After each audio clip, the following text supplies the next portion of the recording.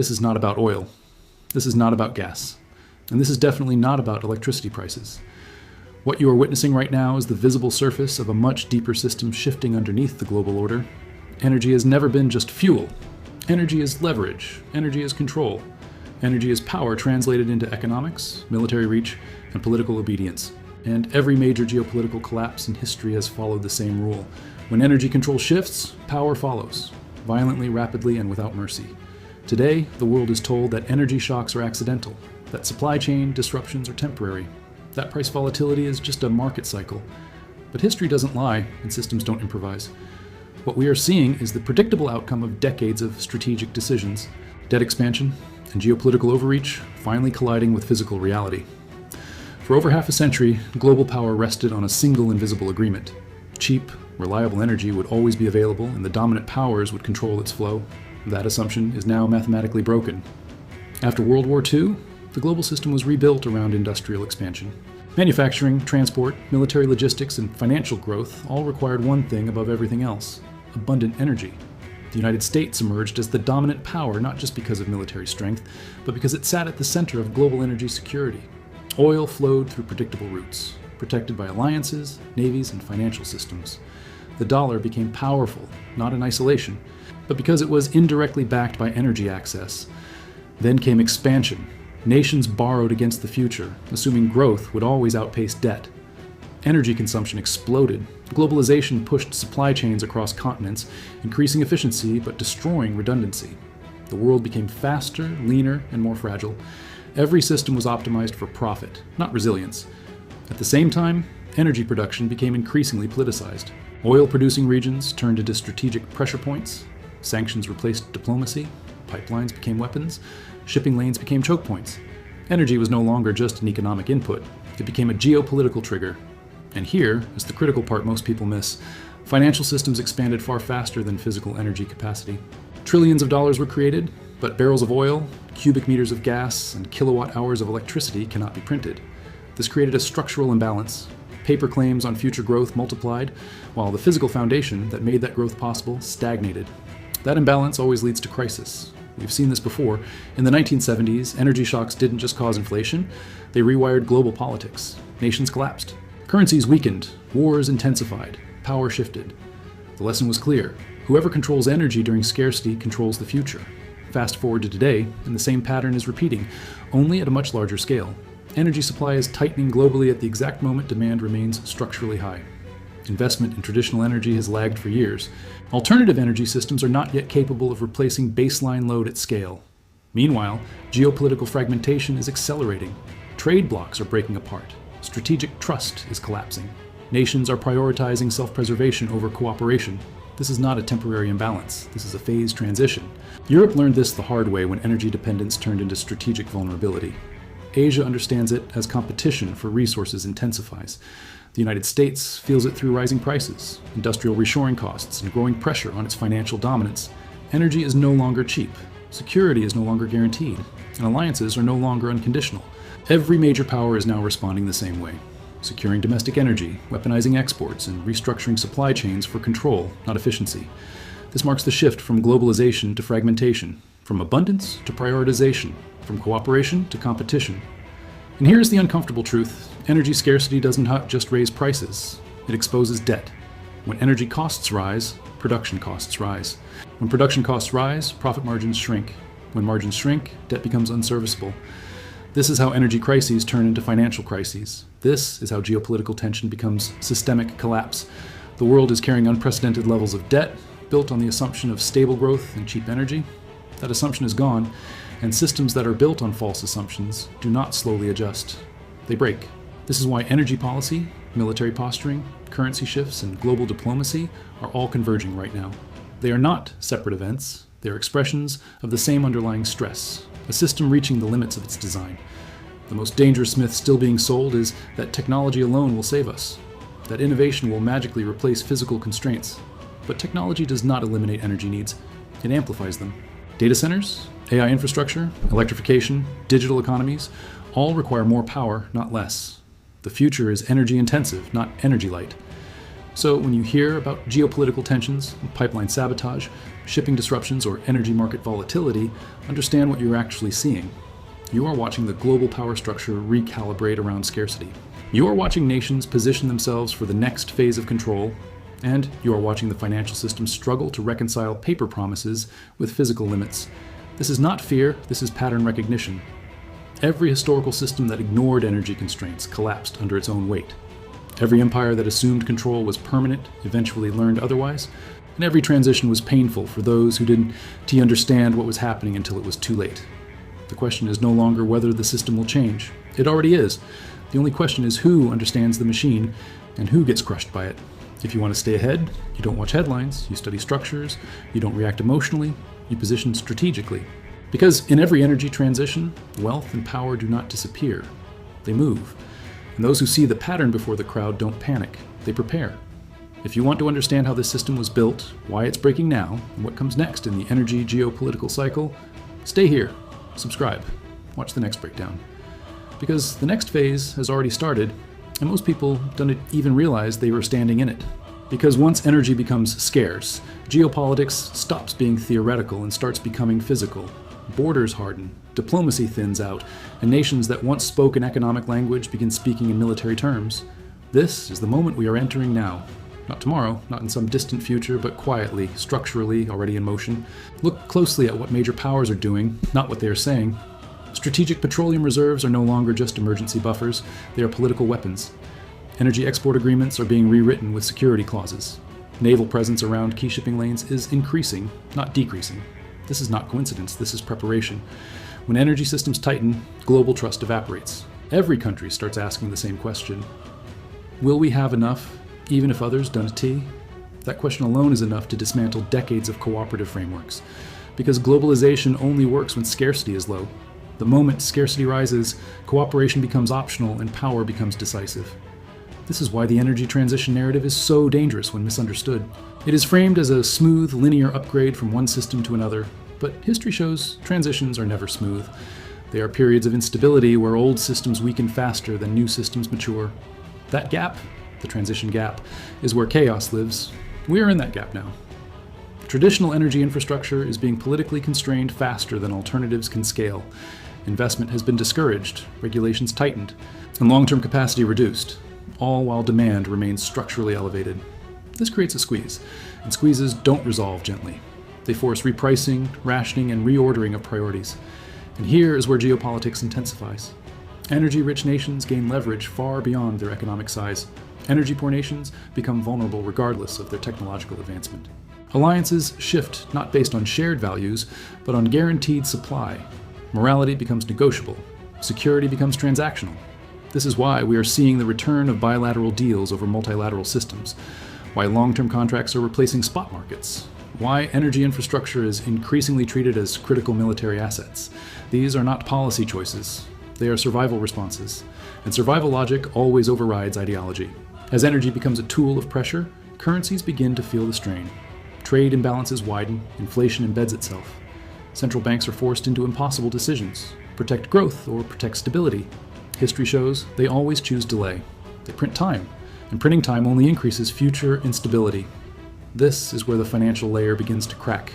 Debt was accumulated during decades of cheap energy and predictable growth. That debt assumed smooth logistics, stable prices, and global cooperation. Remove energy stability, and the entire financial structure starts vibrating. Not collapsing instantly, vibrating. Stress shows up as volatility. Volatility becomes fragility. Fragility becomes crisis. This is why energy shocks never stay contained. They spread into food prices, into manufacturing costs, into political unrest, into elections, into wars. Energy is the bloodstream of modern civilization. Disrupt it, and every organ feels the shock. And now consider the next amplification layer: technology. The modern world is racing toward electrification, digitization, and automation at the exact moment energy reliability is weakening. Data centers, AI models, smart grids, electric transport, all multiply energy demand density. This doesn't reduce pressure, it concentrates it. Blackouts, shortages, and infrastructure failures become not just inconveniences, but systemic risks. The more advanced a society becomes, the more catastrophic energy disruption becomes. This creates a paradox. Progress increases vulnerability. Complexity reduces resilience, and systems built for maximum efficiency fail hardest under stress. This is why military doctrines are being rewritten. Cyber operations now target grids. Energy infrastructure is classified alongside weapon systems. Space assets protect energy logistics. This is not future warfare. This is current planning. And planning reveals intent. And the global order you grew up with was built on assumptions that no longer hold. Cheap energy, stable alliances, predictable trade, manageable debt. Those conditions created peace by convenience, not by nature. Remove them, and human behavior reverts to historical norms. Competition, protectionism, power consolidation. This is not pessimism, this is realism. The reason this transition feels confusing is because it is happening unevenly. Some regions experience prosperity while others destabilize.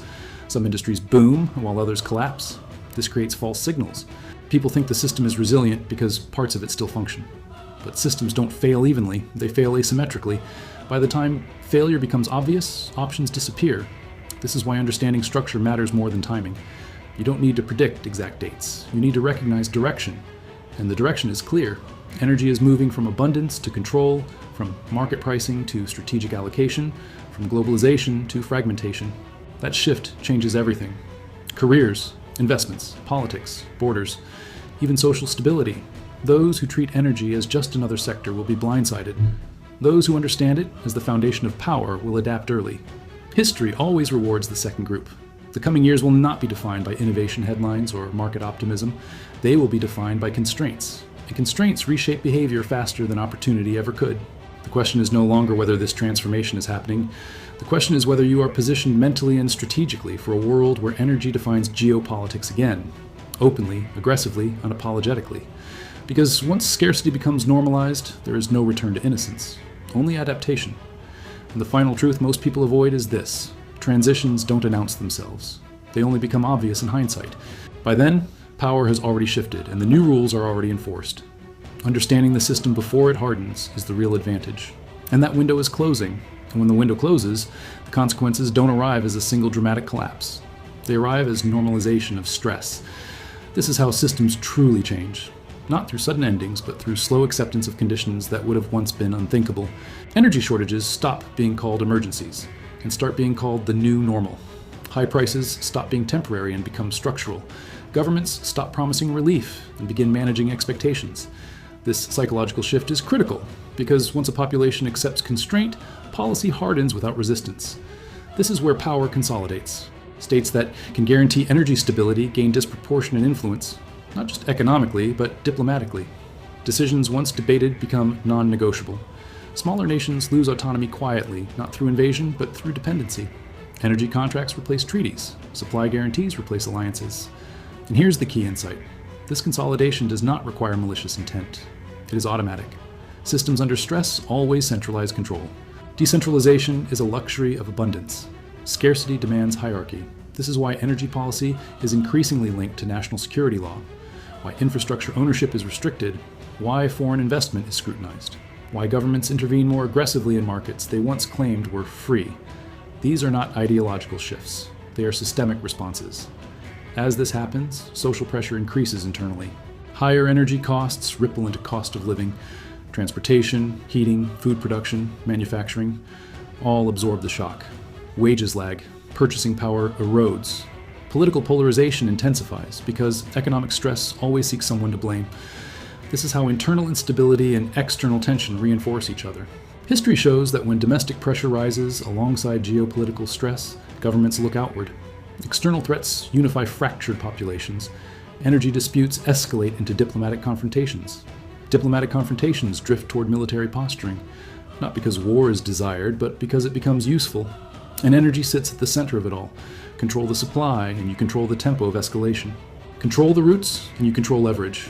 Control the pricing, and you influence entire economies without firing a single shot. This is why choke points matter more than ever. Shipping lanes, straits, pipelines, cables, these are the arteries of the modern world. Disrupt one, and the shock travels globally in days, not months. Markets react instantly. Governments respond defensively. Narratives harden. This interconnected fragility is the defining feature of the current era. And yet, most people are taught to analyze events in isolation. A conflict here, a sanction there, a price spike somewhere else. But systems don't operate in fragments. They operate as wholes. Energy stress, financial stress, political stress, they're the same stress expressed through different layers. This is why attempts to fix one layer fail. Subsidizing prices doesn't create supply. Printing money doesn't create energy. Diplomatic statements don't rebuild trust. Temporary solutions delay outcomes, but they also increase final severity. Delay is not neutral, it compounds. The longer structural problems are postponed, the sharper the eventual adjustment. An adjustment, when it comes, is never evenly distributed.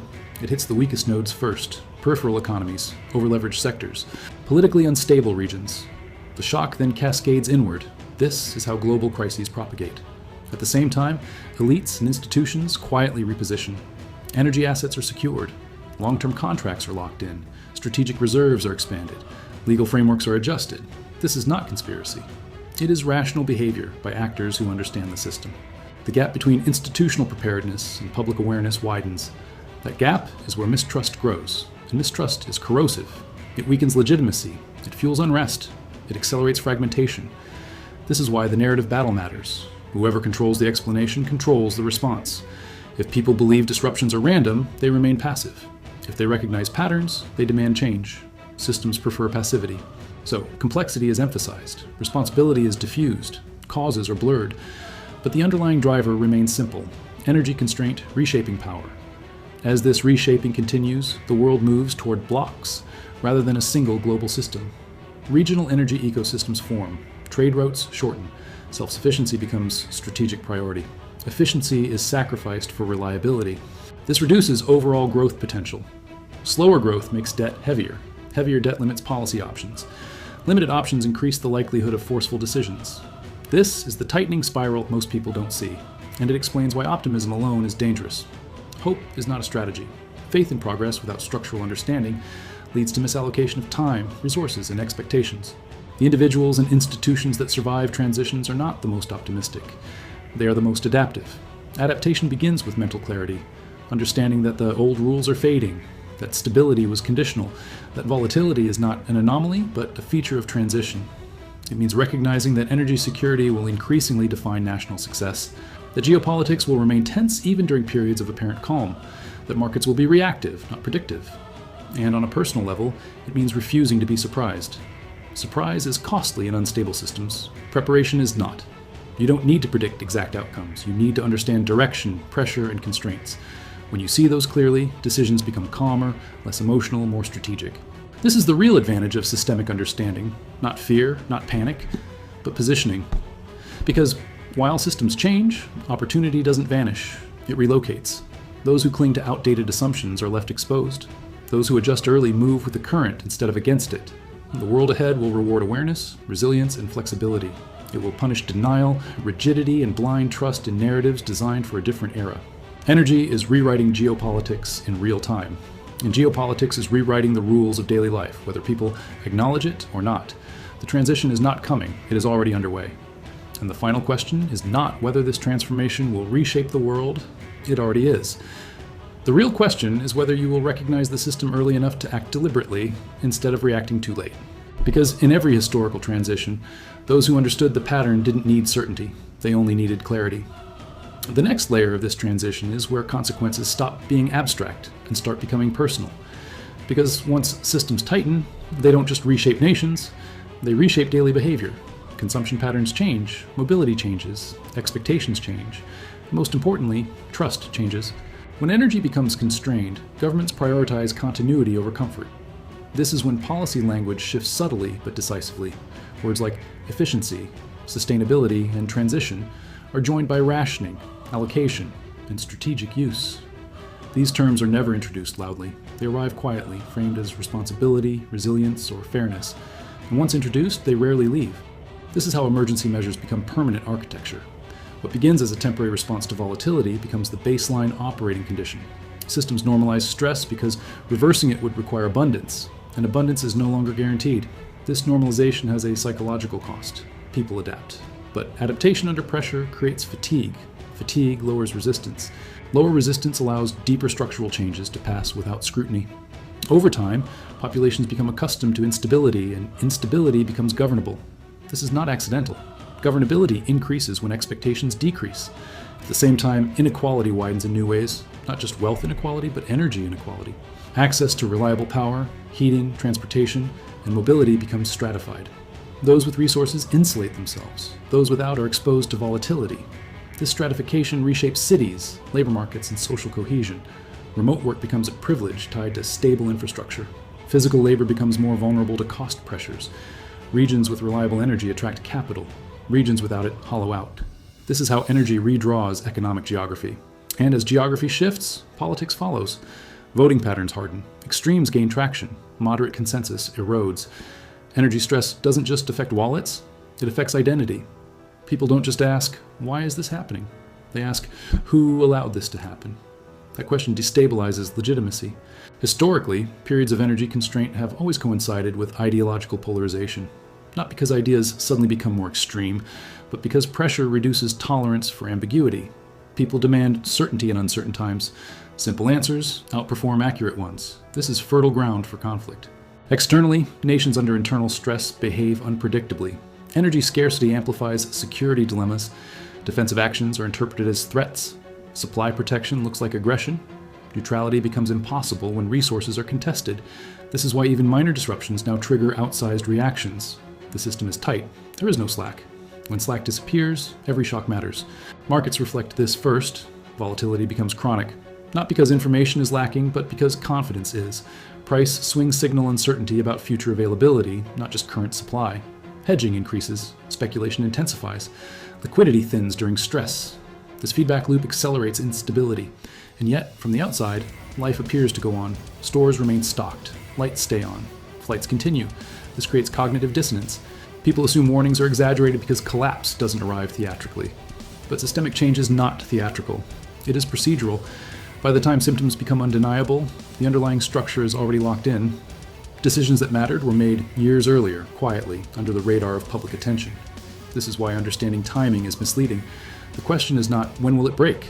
The question is, how far has it already shifted? Most of the shift has already occurred. Energy investment cycles have changed. Supply elasticity has weakened. Political trust has eroded. Strategic stockpiling has increased. These are not reversible trends in the short term. They represent commitment to a different operating model, a model where security outranks efficiency, where redundancy replaces optimization, where cost is secondary to control. This model is more stable under stress, but less prosperous overall. Growth slows, innovation narrows, risk tolerance decreases, societies become more conservative, not culturally, but structurally. This conservatism resists change, even when change is needed. It locks systems into suboptimal equilibria. Breaking out becomes harder with each year of adjustment. And this is where the generational impact emerges. Younger generations inherit a world of constraint without memory of abundance. Their baseline expectations are lower, their tolerance for intervention is higher. Their definition of normal is shaped by volatility. This doesn't make them weaker, it makes them adapted to a different reality.